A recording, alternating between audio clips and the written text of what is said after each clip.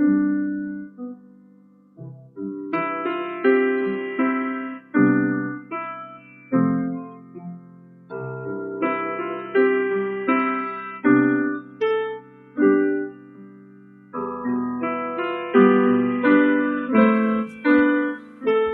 Sabbath, friends.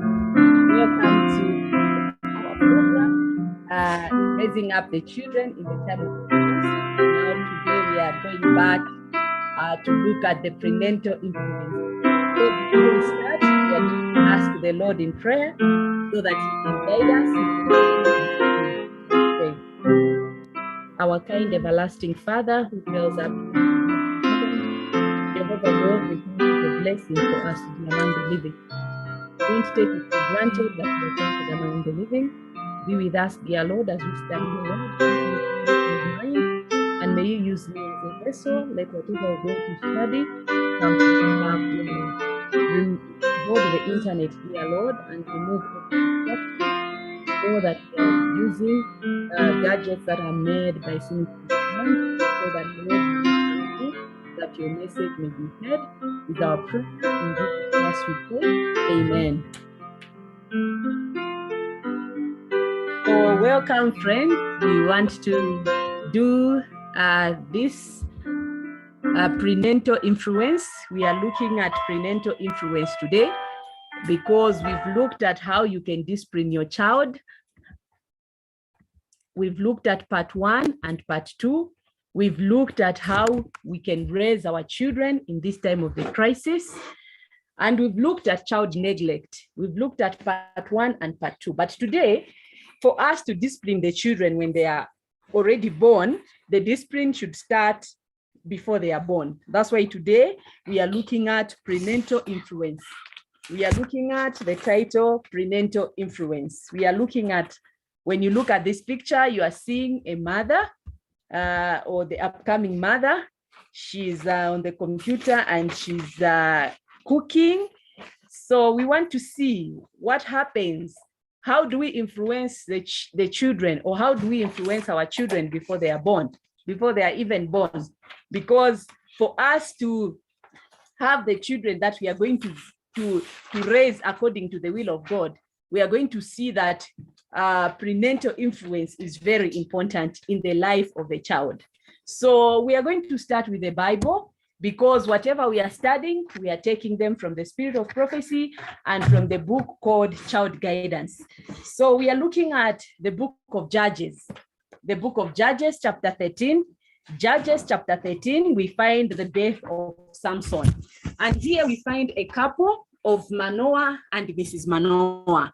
And we want to see, because Mrs. Manoah was barren. She did not have children. She was not having children. And then when we come to verse 3, we are seeing the angel of the Lord appeared unto this woman. And in verse 3, it says, and the angel of the Lord appeared unto the woman and said unto her, behold, now thou art barren and bearest not, but thou shalt conceive and bear a son. Verse 4. Now therefore beware, I pray thee, and drink not wine, nor strong drink, nor eat not any unclean thing. For lo, thou shalt conceive and bear a son, and no razor shall come on his head, for the child shall be a Nazarite unto God from the womb, and he shall begin to deliver Israel out of the hand of the Philistines. So we are seeing here, when you look at verse 1, it is talking about the children of Israel did evil in the eyes of God, and God delivered them to the Philistines, and they started crying unto the Lord, and God heard their prayers. And when God heard their prayers, what happened next? There was this couple, they never had a child. And the angel of the Lord appeared unto Mrs. Manoah and told her that you are barren, but you're going to have a child. And this child that you're going to have is a special child, because when he's going to be born, he's going to start delivering the children of Israel from the hands of the Philistines. And when he told him that, when she was told that, she was given an injunction. She was told that she should not drink any wine, She should not take any strong drink. She should not eat any unclean thing. So we are seeing just from the Bible, from this woman, that she was going to have this special child. And this child, the woman should start the training of the child whilst the child is in the mother's womb. Again, the message came to Elizabeth. Elizabeth, the cousin to Mary, the mother of Jesus. She was told the same thing, that she should not drink wine, she should not eat unclean things, she should not eat anything that is going to have a negative influence towards the child. Even Mary, she was told the same. So we are seeing that this is a very important lesson, that as a mother, or as a person who is not even married, but who is expecting that one day they'll get married and they'll have a child, they need to know, because these are the things that most of the people they've done without knowing. Let's go into this. It says women should be qualified to become mothers. Women have need of great patience before they are qualified to become mothers. It goes on to say, God has ordained that they shall be fitted for this work. The work of the mother becomes infinite through her connection with Christ. It is beyond understanding. Women's office is sacred. The presence of Jesus is needed in the home, for the mother's ministry of love may shape the home into a Bethel. The husband and the wife are to cooperate. What a world we would have if all mothers would consecrate themselves on the altar of God.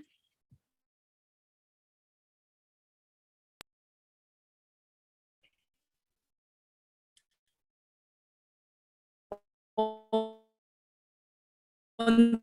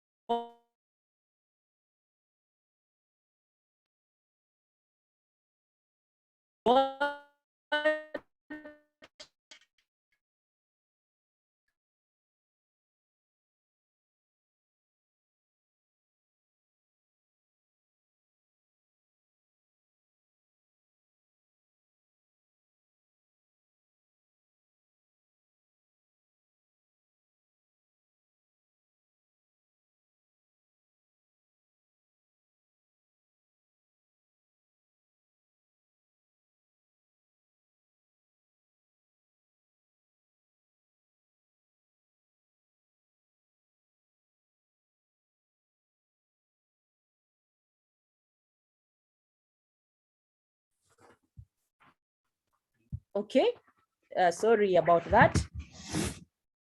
So we were reading the book of Judges, chapter 13, the death of Samson, and then we've connected with what Adventist Home says in the book called Adventist Home, and what the Bible says. And here we see, here is a mother who is cooking and she's on the phone. Of parental influence is by many parents looked upon as a matter of little importance, as a matter of little moment. But heaven does not so regard it. The messenger sent by an angel, the message sent by an angel of God and twice given in the most solemn,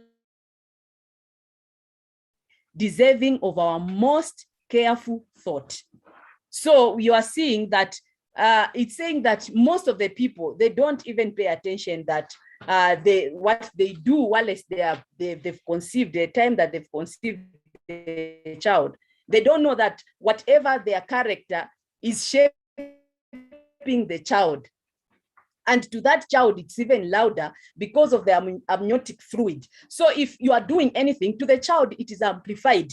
So that child is having more sound. Even when you are talking on the phone, when you are shouting, when you are listening to music, whatever you are doing, it is influencing and shaping the child. That's why we started with how disciplining the child, how the best way to discipline the child, and we looked at child neglect. But when we looked at all those things that we have to do, if we've not done that while as the child is in the mother's womb, it will be very difficult. Let's go ahead and see.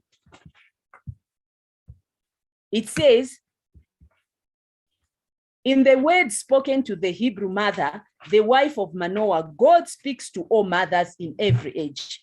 So it is saying that the words that we've read in Judges chapter 13, when the angel of the Lord appeared to Mrs. Manoah, he says that this message is spoken to every mother in every age, to all mothers who are God-fearing. Let her beware, the angel said, all that I command her, let her observe.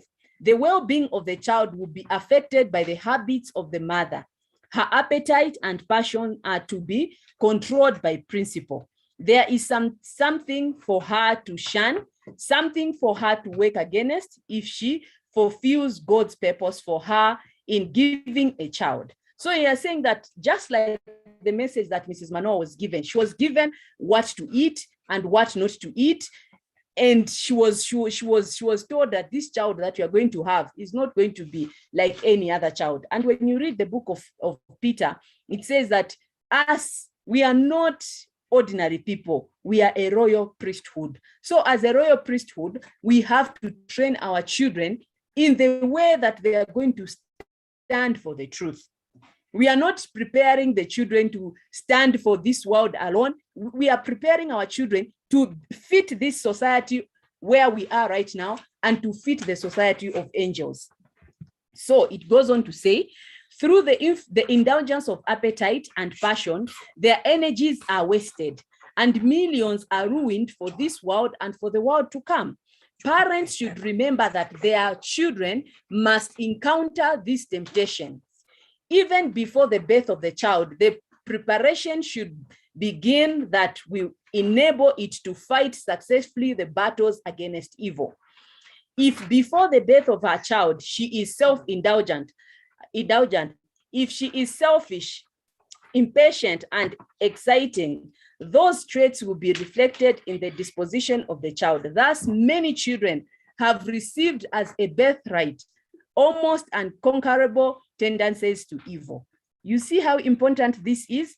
It goes on to say, but if the mother unswervingly adheres to right principles, if she is tempted, if she is temperate and self-denying, if she is kind, gentle, and unselfish, she may give her child these same precious traits of character. So he's saying that whatever our behaviors are, our temperaments, those things that we do, we are going to see that when this child is born, we are going to give a stamp to this child.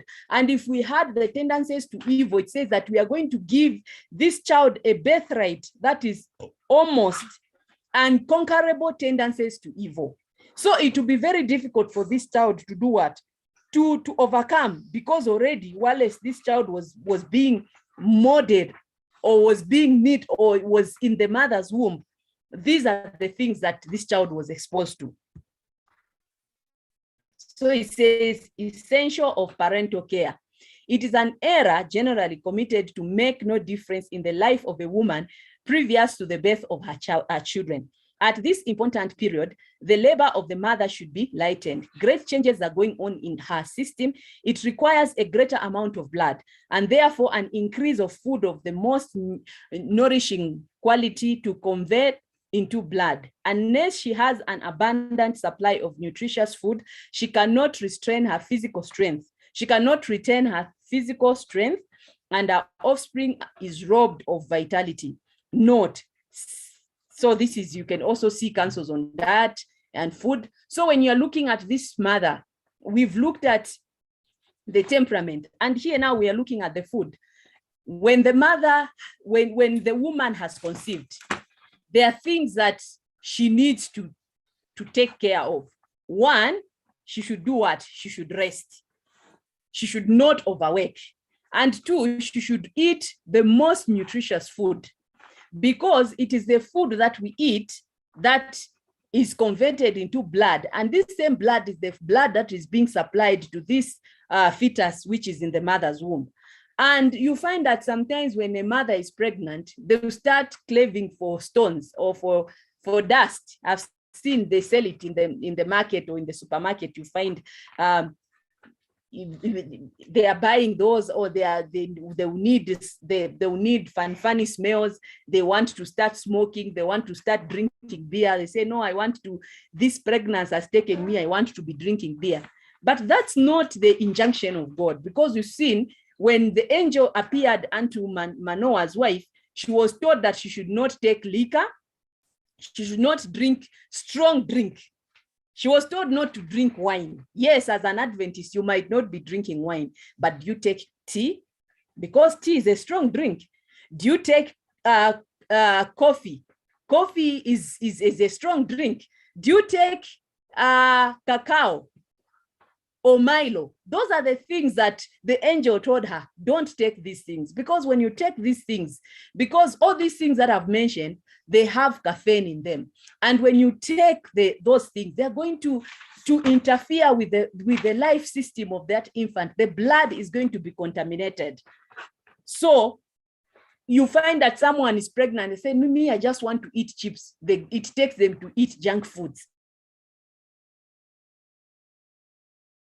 But that is not an injunction of God. God has commanded that you eat the most nutritious food that is going to be converted into good blood to supply to the infant or to supply to the fetus. So her clothing also demands attention. So on this one, mostly on this topic, on this clothing, when a mother is pregnant, but today we are going to mention it because we are just building up the case. So we've looked at the temperament of the mother when she's pregnant, the surroundings. We've talked about the physical. She should rest.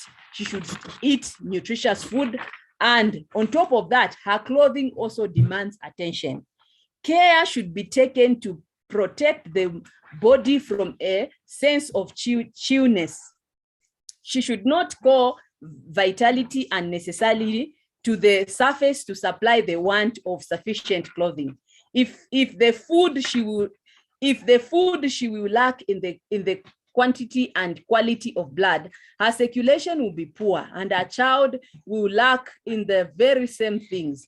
There will be an inability in the offspring to appreciate food which it can convert into good blood to nourish the system. The prosperity of mother and child depends much upon good, warm clothing and a supply of nutritious food. So we are seeing here, they are saying apart from the food, apart from the temperament of the mother, the other thing that she needs to consider is the clothes that she wears. I think most of us, we've seen a pregnant woman. We'll find a sister, she's pregnant and she's wearing tight clothes, she's wearing tight jeans, she's wearing all those things. But it says that it needs to be taken into consideration. I want to show you just one picture. Look at this picture. This is a woman who is expectant, and look at how she's dressed. This is the kind of dress that you don't need to wear as a Christian woman, even if you're not a Christian woman, because this thing is going to affect you.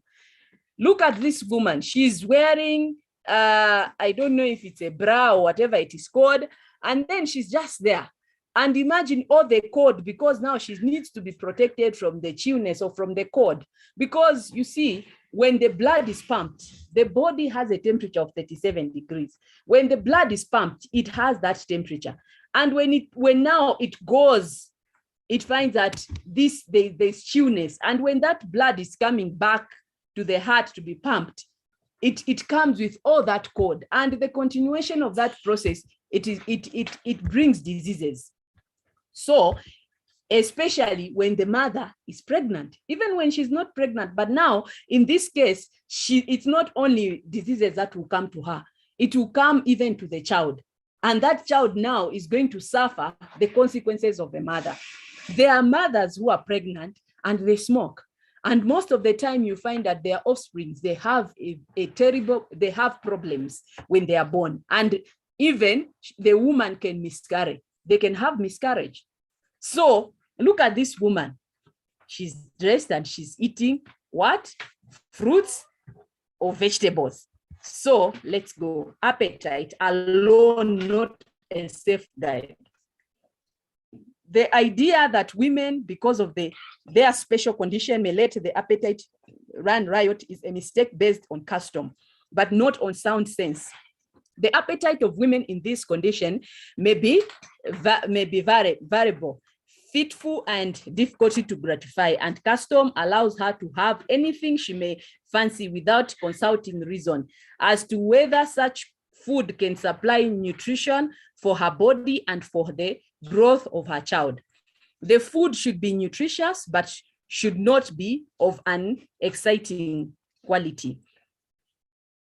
If ever there is need of simplicity of diet and special care as to the quality of food eaten, it is in this important period. Women who possess principle and who are well instructed will not depart from simplicity of diet at this time of all others. They will consider that another life is dependent upon them and will be careful in all their habits. And this is true. You find that people now, when they are pregnant, they'll eat anything that they feel like eating. But it says that this is not based on sound judgment. And I've seen this. Most of the mothers, their children are suffering today. I've handled cases whereby a child is born with terrible eczema. A child is crying, scratching. The child is just there, suffering. And what happened? Why is the child born with eczema? It's because of the habits of eating of the mother before that child was born. When the woman is pregnant and she's taking bread with yeast, baking powder, baking soda, and that is what she's eating. She's taking cow's milk. So you find that those are the triggers. When she's eating such kind of food, when the baby is born, that child is going to have eczema. And when that eczema now, she'll be struggling to try to do what? To try to keep the child calm or to try to remove the eczema. And yet she could have just removed those unhealthy food instead of eating those breads that are white and brushed and put chemicals. She ought to do something, or to cook for herself, or to just eat anything that is good, that cannot trigger those things. So you see, those are the things that we need to do. And it says that if you possess principle and we are well instructed, we will not depart from simplicity of that. And it says that this is the time that if simplicity is needed, even if you were eating everything, when you become pregnant, this is the time that you need to eat. Simplicity should come in because it is for your good and for the good of the child. Okay. So here we are seeing simplicity in diet.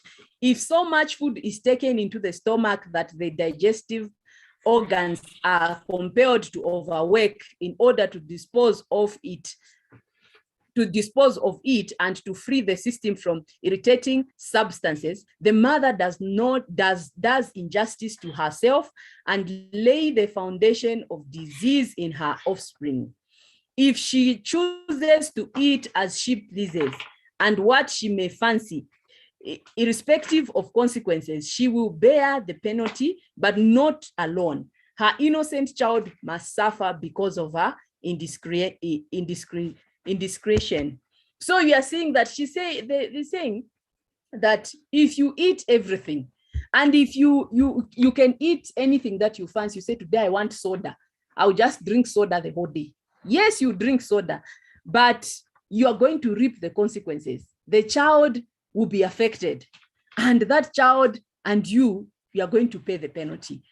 Encourage cheerfulness.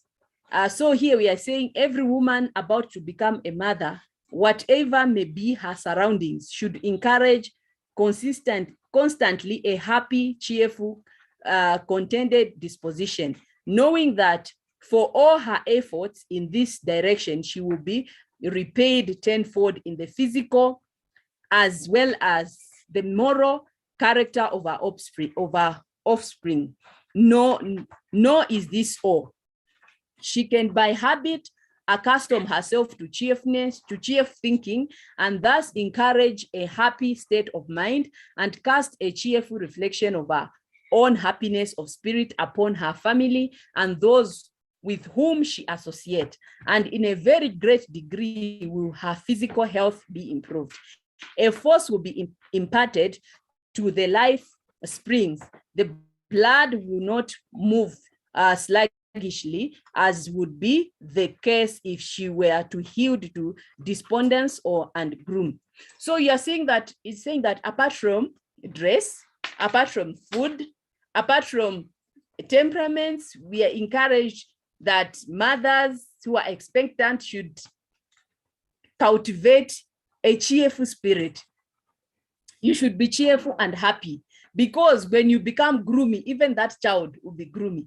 Those mothers, those who've have children before, you find out that the day that you be very gloomy, or maybe there's something that is troubling you, even the child, the movements, you see that the child that day, that child will be just quiet. You even be wondering what is happening. It's because of you. When you are happy and you have a cheerful spirit, that is also impacting on the child. I've always been saying that you can see when you are pregnant, and then there's a certain type of music that you love, or there's a movie that you love, or there's a preaching that you love.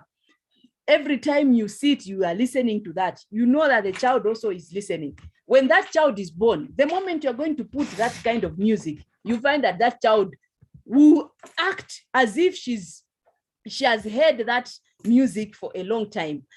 That is going to affect the child.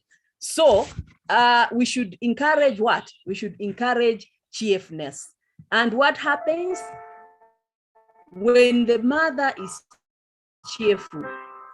She's going to impact to the child. When the child will be born, that child will have a happy, you are going to have it easy. This is not a child that will be crying every time that kidogo you are not even sleeping. This child will cry the whole night. No, this is the type of the child that you'll be happy to have that child around. In fact, people will be asking, kwani kuko na mtoto hapa kwa nyumba? They'll be asking, is there a child? Because they never hear this child making noise. But if you are someone who is throwing tantrums, who is there, who is very discouraged, who is just every time people are even scared to come to your place because they are seeing that, hey, this woman now, this is not good. Then even that child, when she's born or when he's born, these are the children that they will cry the whole night and you won't sleep. Who contributed? It's because of the way you were whilst you were pregnant. So it says that maintain a peaceful, trustful attitude. This is another thing that we need to do as an expectant woman. She who expects to become a mother should keep her soul in the love of God. Amen. Her mind should be at peace. She should rest in the love of Jesus. Practicing the words of trust, she should remember that the mother is a laborer together with God. Amen. I was reading about the Waldenses. When the Waldenses, they had their children, they would train them in such a way that they were preparing them to stand for Jesus Christ, come what may. These children, by the time the child was 7 years, by the time the child was turning 7, so you see, these mothers were training these children to stand. What about us? We are seeing that we are living in an interesting time. And this time that we are living, it's a very interesting time, because if nothing kills us, or if nothing kills our children, we are going to see how this world is going to turn. And the time of trouble, such as never was, it will burst upon us. Are our children going to stand? Are we going to stand? Are our children, are we preparing them to stand before kings to answer for their faith? our children going to be the source of our stumbling block? Are they going to force us to receive the mark of the beast because they'll be crying they need food? How many times do we feed our children? And all this starts when the child is in the mother's womb. That's why in this part 1 of prenatal influence, we're looking at the mother before she delivers this child. Because for you to discipline this child, the discipline should start when the child is conceived. Not when the child is born. The discipline of the child or the training of the child should start in the mother's womb. That's why we are reading Adventist Home, and we've also read the Bible. We've read the story of Manoah and the wife, and we've seen the injunction that they were given, that they should not take no wine, no strong drink, no unclean food. And for us, we know that we should not take all those things, because when you become pregnant, that child, you are preparing that child to come and stand for the truth. And we need a child that when the child is born, they are not going to be born with all those complications. You find the child is born at home, the child has this problem, the child has that problem. It's because of the way we were behaving or the way we were training them before they were born. So may God bless us and keep us. We are going to continue next week by the grace of God, where we've stopped. We know there are people who came in early and we were a bit late. The internet was shaky, but we thank God that finally we've continued. But you can, those who've come in late, you can just go back. You can find it on YouTube at Eden Outpost channel. You can watch the series of raising up the children in this time of the crisis. May God bless you and keep you. Maranatha and happy Sabbath.